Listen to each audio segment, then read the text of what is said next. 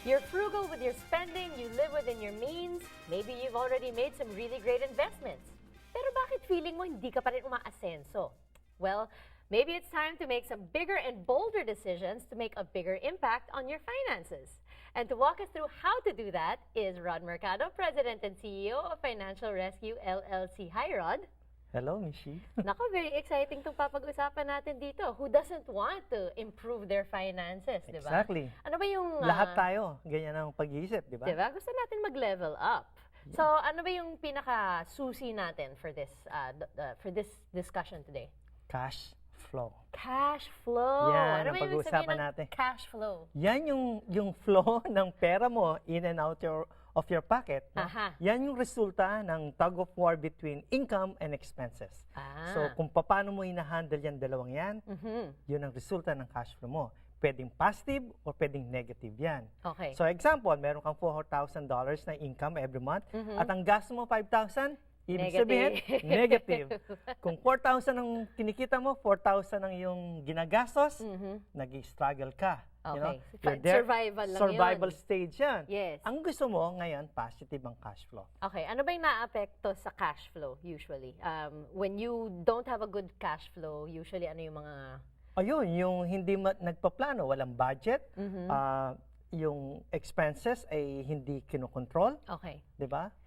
So parang sa example na binigay natin in the beginning, you know, kung medyo sa Finances 101, okay na sila, na may konting Mag-102 tayo ngayon. Mag-102 na tayo ngayon. So paano natin increase yung cash flow kung tama na yung ginagawa mo from the most basic foundation? Okay, dalawa ang gagawin mo para maka-apekto sa cash flow mo. Sabi ko nga, pwede mong i-increase yung income mo or kontroluhin mo or bawasan mo ang expenses. And it sounds simple, no? Pero parang hindi. Hindi. Like, ang pagtaas ng income, hindi simpleng paraan yan.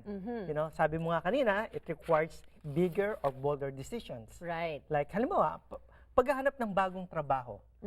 Okay. Tayo, minsan, pag kontento na tayo sa trabaho natin, hindi na natin masyadong pinapansin yung challenge. Or baka nakakatakot kasi kakagaling pa lang natin sa recession. Pwede din yun. Baka may katandaan na tayo, ayaw na natin maghanap pa ng bagong trabaho. Oo, pero ako, natatandaan ko, palagi sinasabi sa sarili ko, kahit na matanda na yung aso, natututo pa rin ng bagong tricks.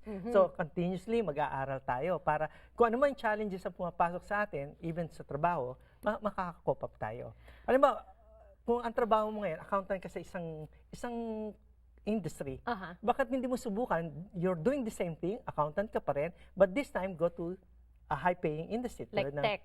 Yeah, tech or pharmaceutical, right? Okay. Ito yung mga, Meron din naman tayong tinatawag na not just finding another job, a higher paying job, but also looking to better upside potential. Ano naman ibig sabihin nun? Ito, lalo na sa mga young adults, no?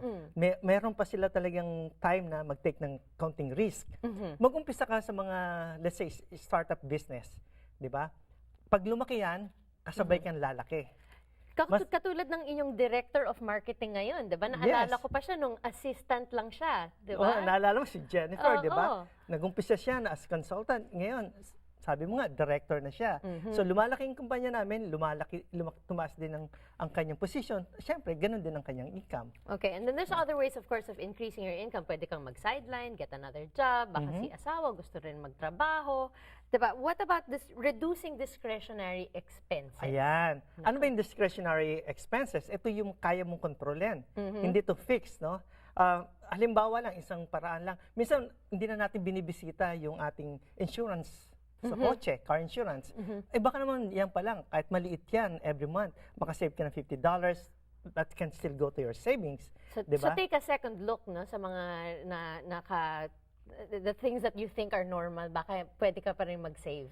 Kailangan every month meron kang certain amount na gagastusin lang and monitor that. And that's how you stay also within your means. Correct. All right. Thanks very much. I wish we had more time to talk kasi mas marami pang bigger and bolder moves na magagawa natin. Marami naman tayong panahon din sa Adobo Nation. Mapag-usapan natin yan ulit. At kung may burning questions sa mga ka-nation natin. natin. Mga ka-nation, 1-877-973-3287. Diyan kayo tatawag. Ang aming website, financialrescuellc.com, at nasa Facebook din po kami.